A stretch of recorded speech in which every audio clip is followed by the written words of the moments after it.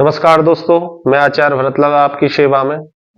मित्रों, आज हम लगन कुंडली के आय भाव के बारे में जानते हैं, जिसको एकादश भाव कहते हैं, 11वां भाव। मित्रों, 11वें भाव को हम आय भाव भी कहते हैं। आय भाव संबंधित जो बातें हैं उसे जानते हैं। मित्रों, सर्वप्रथम मित्रों, जातक की आमदनी के बारे में ये एकादश भाव यानी 11वां भाव बताता है। जातक की आमदनी के बारे में, जातक की आय कितनी हो सकती है, उसकी आमदनी, उसकी जो नौकरी की जो आमदनी है वो कितनी हो सकती है, या बिजनेस की आमदनी कितनी हो सकती है। तो जातक की आय भाव के बारे में ये 11वां भाव हमको बतलाता है। सब कार्यों में सिद्धि, सब कार्यों में जब आपकी सिद्धि होगी मित्रों, तो आय अपने आप स्वयं आएगी। जो भी आप कार्य करना चाहते हो, नौकरी का हो, जॉब का हो, बिजनेस हो, व्यापार संबंधित जो भी कार्य आपका सिद्ध हो जाता है, अच्छा हो जाता है, पूर्ण हो जाता है, तो उस कार्य से आपको जो लाभ प्राप्त होता है वो सब हम यहां से उसका लाभ आय भाव से जान पाते हैं। धन का आना, धन आगमन और आगमन के बारे में, धनागमन के बारे में भी हम आपको कब कितना कैसा लाभ हो सकता है, किस समय में आपको लाभ अधिक होगा, या कभी किसी समय आपकी जो आमदनी डाउन हो जाए, और या किसी समय आपकी आमदनी अचानक बढ़ जाए, तो कौन से समय में आपकी आमदनी यानी आय अच्छी होगी, या किस समय में आपकी आय डाउन होगी, ये सब हम इस बात के बारे में जानकारी 11वें भाव से, एकादश भाव से जान सकते हैं। मित्रों, बड़े जो बहन भाई हैं उसके बारे में भी हम 11वें भाव से जान सकते हैं। कैसे कि जैसे कि हम तृतीय भाव से छोटे भाई बहन के बारे में जान सकते हैं, ऐसे ही एकादश भाव से जो हम बड़े बहन भाइयों के बारे में जान सकते हैं। उनसे, बड़े बहन भाइयों से हमें कितना फायदा हो सकता है, कितना उनसे हमें लाभ प्राप्त हो सकता है, ये सब बातें हम एकादश भाव से जान सकते हैं, बड़े भाई बहन के बारे में। मित्रों, जो जैसे बड़े बड़े लग्जरी वाहन आपको प्राप्त होंगे या नहीं होंगे, आपको वाहन सुविधा अच्छी प्राप्त होगी नहीं होगी, तो ये सब हम 11वें भाव से ही जान सकते हैं।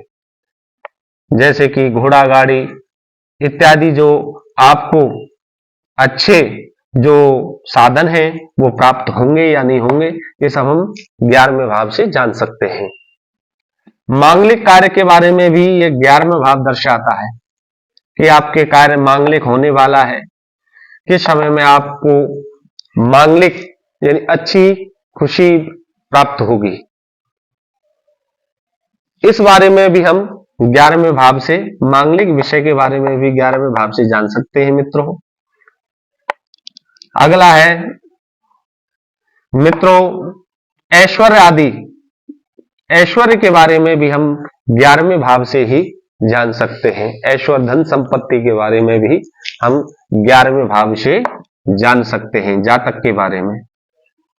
11वां भाव मित्रों अगले जन्म को भी दर्शाता है कि जातक अगला जन्म किस चीज का पा सकता है, अगले जन्म की भी जानकारी 11वां भाव देता है। अगला है मित्रों कान, दाहिना कान। दाहिना कान जो होता है मित्रों, वो हम 11वें भाव से ही जातक के बारे में जान सकते हैं। दाहिने कान के बारे में, उसका दाहिना कान अच्छा है या दाहिना कान उसके लिए अच्छा नहीं है, वो सुन नहीं पाता है दाहिने कान से, यानी दाहिने कान की जो बीमारियां या दुख है वो सब हम 11वें भाव से जान सकते हैं। अच्छाई बुराई के 11वें भाव से ही जान सकते हैं। अगला है मित्रों मित्र सुख।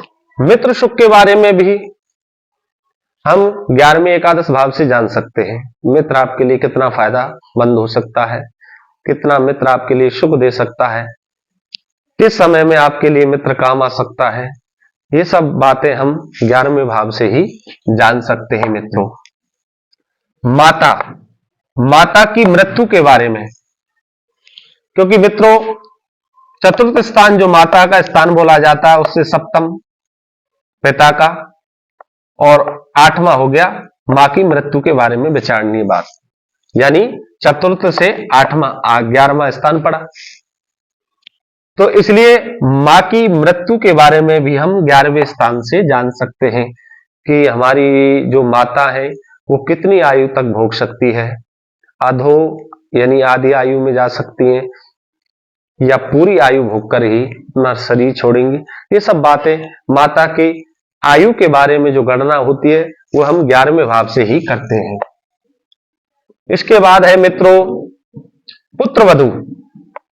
पुत्रवधू के बारे में जो संतान होती है अपनी, तो उसके बारे में मित्रों हम संतान की जो अपनी जैसे पुत्र है तो पुत्र की पत्नी यानी पुत्र की पत्नी के बारे में यानी पुत्रवधू के बारे में भी हम 11वें भाव से ही जान सकते हैं।